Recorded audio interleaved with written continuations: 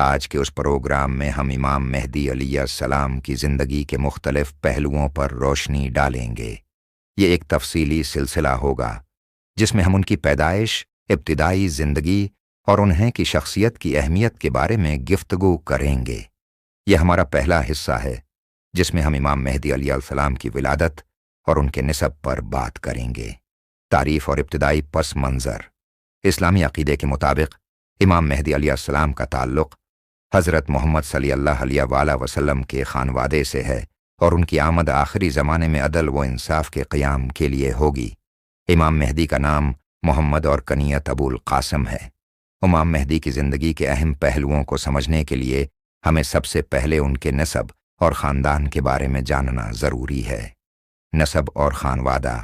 امام مہدی علیہ السلام کا نسب حضرت علی علیہ السلام اور حضرت فاطمہ زہرا سلام اللہ علیہا تک پہنچتا ہے۔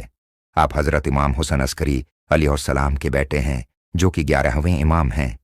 آپ کا تعلق ایک انتہائی مقدس اور معزز خاندان سے ہے جس نے اسلامی تاریخ میں ہمیشہ حق و انصاف کا علم بلند کیا۔ ولادت اور ابتدائی زندگی۔ امام مہدی علیہ السلام کی ولادت 15 شعبان 250 ہجری کو سامورا، عراق میں ہوئی۔ آپ کی ولادت کے وقت عالم اسلام کے حالات انتہائی حساس تھے۔ عباسی خلافت کے زیر تسلط اہل بیت کو سخت مشکلات کا سامنا تھا۔ یہی وجہ ہے کہ امام مہدی کی ولادت کو شروع سے ہی ایک راز رکھا گیا۔ آپ کی پیدائش کے وقت حضرت امام حسن عسکری علیہ السلام نے خصوصی تدابیر اختیار کیں تاکہ آپ کی ولادت دشمنوں کی نظروں سے محفوظ رہے۔ اہل بیت کے قریبی حلقوں میں آپ کی ولادت کی خبر پھیلائی گئی لیکن عام لوگوں کو اس کے بارے میں آگاہ نہیں کیا گیا۔ غیبت صغری کا آغاز۔ آپ کی ولادت کے بعد امام مہدی علیہ السلام کی زندگی کا پہلا مرحلہ غیبت صغری کے نام سے جانا جاتا ہے۔ اس دور ہے میں امام مہدی نے کچھ مخصوص نمائندوں کے ذریعے اپنے پیروکاروں سے رابطہ رکھا۔ غیبت صغری تقریباً 70 سال تک جاری رہی۔ اس دوران امام مہدی کے پیروکاروں کو دین کی رہنمائی فراہم کی جاتی رہی۔ دور امام مہدی علیہ السلام کی زندگی کا وہ مرحلہ ہے جب آپ دنیا کی نظروں سے پوشیدہ رہے لیکن چند خاص نمائندوں کے ذریعے آپ نے اپنے پیروکاروں کی رہنمائی کی۔ اس دور میں امام مہدی کے 4 خاص نمائندے تھے جو کہ نائبین کے نام سے جانے جاتے ہیں۔ یہ نائبین امام کے پیغامات اور ہدایات کو مومنوں تک پہنچاتے تھے۔ حضرت عثمان بن سعید عمری رحمت اللہ علیہ تھے جو امام حسن عسکری علیہ السلام کے بھی خاص ساتھی تھے۔ ان کا کردار امام مہدی کے لیے انتہائی اہم تھا اور انہوں نے پہلی مرتبہ امام کے نمائندے کے طور پر کام کیا۔ حضرت محمد بن عثمان بن سعید رحمت اللہ علیہ تھے جو حضرت عثمان بن سعید کے بیٹے تھے۔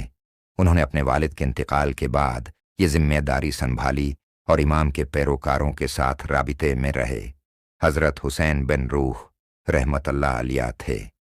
انہوں نے بھی امام مہدی علیہ السلام کے پیغامات کو ان کے پیروکاروں تک پہنچانے کا فریضہ سر انجام دیا اور مومنوں کی رہنمائی کی۔ حضرت علی بن محمد سمری رحمت اللہ علیہ تھے۔ ان کے دور میں غیبت صغری کا اختتام ہوا اور غیبت کبری کا آغاز ہوا۔ غیبت صغری کی اہمیت۔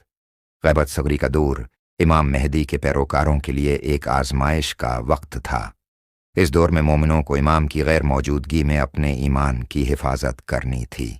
امام مہدی نے اپنے نائبین کے ذریعے مومنوں کو دین کی صحیح تعلیمات فراہم کیں اور انہیں مشکلات کا سامنا کرنے کے لیے تیار کیا۔ غیبت کبری کا آغاز۔ حضرت علی بن محمد سمری رحمت اللہ علیہ کی وفات کے بعد امام مہدی نے غیبت کبری کا یہ اعلان کیا۔ غیبت کبری کا مطلب ہے کہ اب امام مہدی کا دنیا سے رابطہ براہ راست نہیں ہوگا اور آپ کی واپسی کے وقت تک آپ پوشیدہ رہیں گے۔ اس دوران مومنوں کو دین کی تعلیمات پر عمل کرتے رہنے اور امام مہدی کے ظہور کا انتظار کرنے کی تلقین کی گئی۔ غیبت کبری کے دور میں امام مہدی علیہ السلام کے پیروکاروں کو صبر و استقامت کے ساتھ دین پر قائم رہنے کی ہدایت دی گئی۔ اس دور میں علماء دین اور صالحین نے مومنوں کی رہنمائی کی اور انہیں صحیح راستے پر چلنے کی تلقین کی۔ ظہور کی نشانیاں۔ اسلامی روایات میں امام مہدی علیہ السلام کے ظہور سے قبل کئی نشانیاں بیان کی گئی ہیں۔ जो दुनिया में बड़े पैमाने पर तब्दीलियों का इशारा देती हैं। ये निशानियां हमें इमाम मेहदी के ज़ुहूर के करीब होने की खबर देती हैं। दुनिया भर में दुनिया में जुल्म व सितम और नाइंसाफ़ी आम हो जाएगी। हाकिम जालिम और जाबिर बन जाएंगे और आम लोग उनके जुल्म का शिकार होंगे। जंगें और फसादात, दुनिया में जंगें, खाना जंगी और फसादात बढ़ जाएंगे। कौमें आपस में लड़ाई झगड़े में मसरूफ़ होंगी और अमन व अमान का खात्मा होगा। कुदरती आफात, जलजले, सीलाब और दीगर कुदरती आफात का बढ़ जाना भी इमाम मेहदी के ज़ुहूर की निशानियों में से है। हक़ की तलाश, दुनिया के मुख्तलिफ हिस्सों में लोग हक़ व सच्चाई की तलाश में होंगे और इमाम मेहदी के ज़ुहूर के मुंतज़र होंगे। ज़ुहूर का वक्त और जगह, इमाम मेहदी अलैहिस्सलाम के ज़ुहूर का वक्त अल्लाह के इल्म में है, लेकिन रवायात के मुताबिक आपका ज़ुहूर मक्का मुकरमा में होगा। आप खाना काबा के करीब ज़ुहूर फरमाएंगे और लोगों को हक़ इंसाफ के क़ियाम के लिए दावत देंगे। रवायात के मुताबिक आपके ज़ुहूर के वक्त मक्का में कुछ ख़ास अफराद आपकी बियत करेंगे। इमाम मेहदी की हुकूमत, इमाम मेहदी अलैहिस्सलाम के ज़ुहूर के बाद आप दुनिया में एक आदलाना हुकूमत कायम करेंगे। यह हुकूमत अल्लाह की मर्ज़ी के मुताबिक होगी और आप दुनिया को जुल्म व सितम से नजात दिलाएंगे। इमाम मेहदी की हुकूमत में तमाम इंसानों को इंसाफ मिलेगा और दुनिया में अमन व सलामती का दौरा होगा। ऐ मुसलमानों की ज़िम्मेदारी, इमाम मेहदी अलैहिस्सलाम के ज़ुहूर के इंतज़ार में मुसलमानों को अपनी ज़िम्मेदारियों को समझना चाहिए।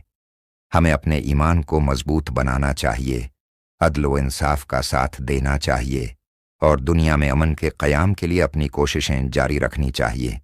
हमें अल्लाह पर भरोसा रखते हुए इमाम मेहदी के ज़ुहूर के वक्त के लिए तैयार रहना चाहिए।